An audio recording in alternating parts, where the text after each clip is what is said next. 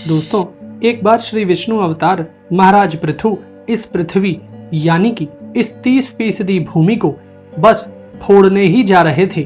अगर इस पृथ्वी को फोड़ दिया जाता तो मनुष्य कहाँ निवास करता और किस पर करता, परंतु वह ऐसा क्यों करने जा रहे थे, चलिए जानते हैं। इस कथन का वर्णन श्रीमद् भागवत पुराण में चतुर्थ स्कंद के 15वें अध्याय से लेकर 17वें अध्याय तक, गरुड़ पुराण में आचार कांड के 4 से 5 अध्याय तक, पद्म पुराण के सृष्टि खंड में, स्कंद पुराण के प्रभास खंड में, पद्म पुराण के भूमि खंड में, महाभारत के द्रोण पर्व में, विष्णु पुराण में प्रथम अंश के 13वें अध्याय में, महाभारत के शांति पर्व में, हरिवंश पुराण में हरिवंश पर्व में, ब्रह्म पुराण में और वामन पुराण में 47वें अध्याय में मिलता है।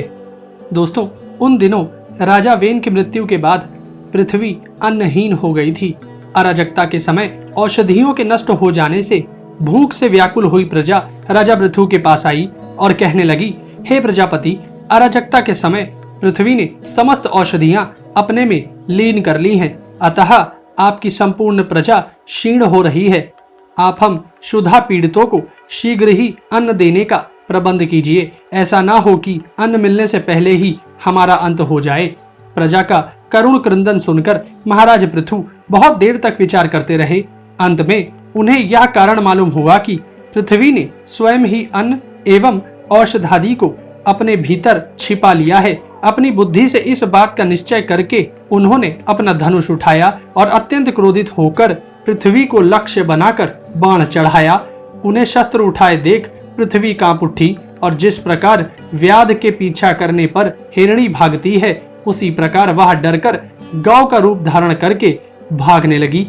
वे जहां जहां पृथ्वी गई वहां वहां धनुष पर बाण चढ़ाए उसके पीछे लगे रहे। दिशा विदिशा, स्वर्ग, पृथ्वी और अंतरिक्ष में जहां जहां भी वह दौड़कर जाती, वहीं उसे महाराज पृथु हथियार उठाए अपने पीछे दिखाई देते।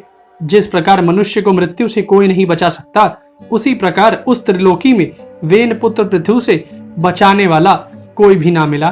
तब वह अत्यंत भयभीत होकर पीछे की ओर लौटी और महाराज पृथु से कहने लगी, धर्म के तत्व को जानने वाले राजन, आप तो सभी प्राणियों की रक्षा करने में तत्पर हैं, आप मेरी भी रक्षा कीजिए। मैं अत्यंत दीन और निरपराध हूँ।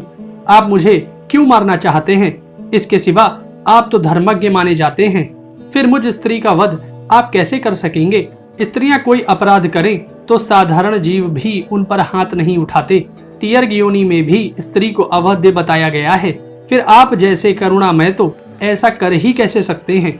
मैं तो एक सुदृढ़ नौका के समान हूँ। सारा जगत मेरे ही आधार पर स्थित है। मुझे तोड़कर आप अपने को और अपनी प्रजा को जल के ऊपर कैसे रखेंगे?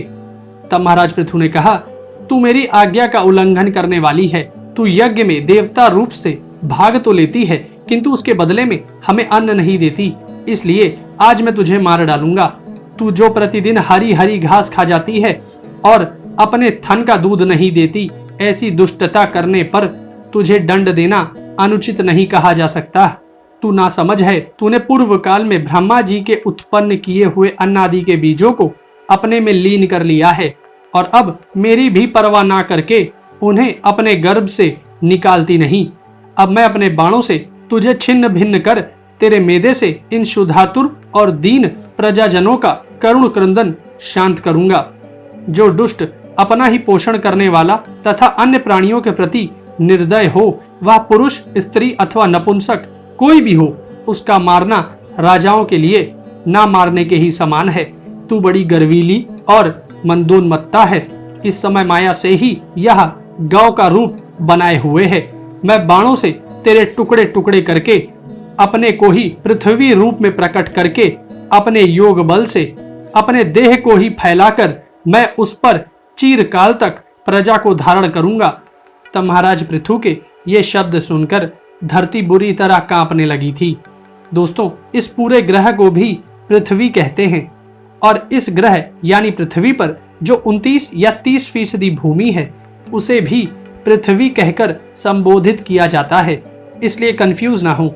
इस सागर के ऊपर टिकी हुई इस पृथ्वी को भूमि, धरती, भू, स्थल, धरातल आदि के नाम से भी जाना जाता है।